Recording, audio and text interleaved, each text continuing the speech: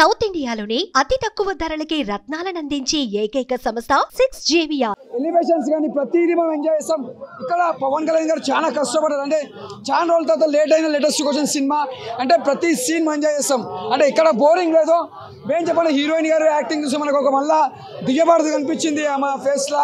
ఒక మళ్ళీ ఒక దివ్యభారతి దొరికింది అనుకోవచ్చు ఇండస్ట్రీకి. ఆమె యాక్టింగ్ అంతా బాగా చేసింది.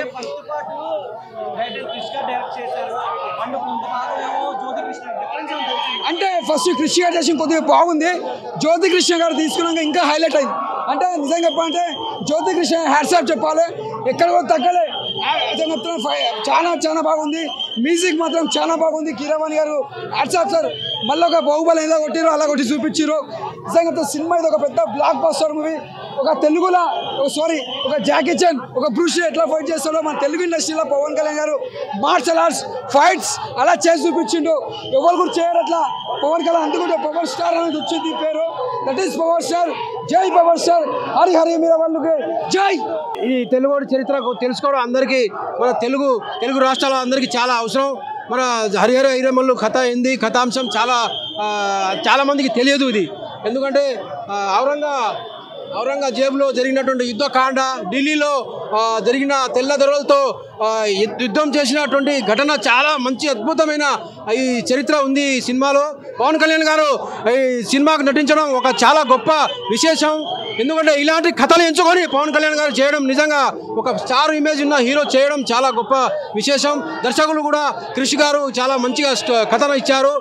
మరియు జ్యోతి కృష్ణ గారు కూడా చాలా అద్భుతంగా దర్శకత్వం రాజమౌళి ఎలా చేస్తారో ఆ విధంగా దర్శకత్వం చేశారు. చాలా బాగుంది కథాంశం. సంగీతం వస్తే ఇక కీరవాణి గారికి 2 చేతులు మొక్కాలి. కీరవాణి చాలా అద్భుతంగా ఉంది. పాటలు మంగ్లీ గారు ఒక పాట పాడారు. వారికి మన తెలంగాణ తరపున అందరి తరపున మంగ్లీ గారికి ధన్యవాదాలు. ఇంకో పాటలు విషయానికి వస్తే సినిమా కథాంశం చాలా అద్భుతంగా ఉంది. ఇక చెప్పాలంటే పవన్ కళ్యాణ్ గారికి ఇలాంటి సినిమాలు నటించడం కొత్త చాలా పాతే కావచ్చు, కానీ ఈ సినిమాలో కొత్త తరంతో చూపించారు. పవన్ కళ్యాణ్ గారి రాజసం కావచ్చు, నటన కావచ్చు, గంభీరం చాలా కొత్తగా ఉంది.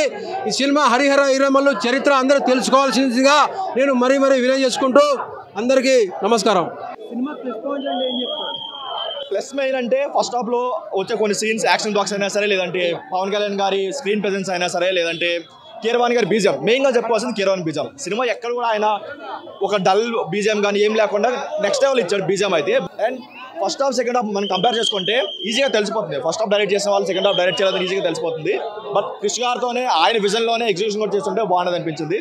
ఫస్ట్ హాఫ్లోనే సెకండ్ హాఫ్ ఉండే మాత్రం నెక్స్ట్ లెవెల్ ఉండేది సినిమా. సుమన్ టీవీలో మీ పర్సనల్ అండ్ బిజినెస్ ప్రమోషన్స్ కోసం కింది నెంబర్కి కాంటాక్ట్ చేయండి.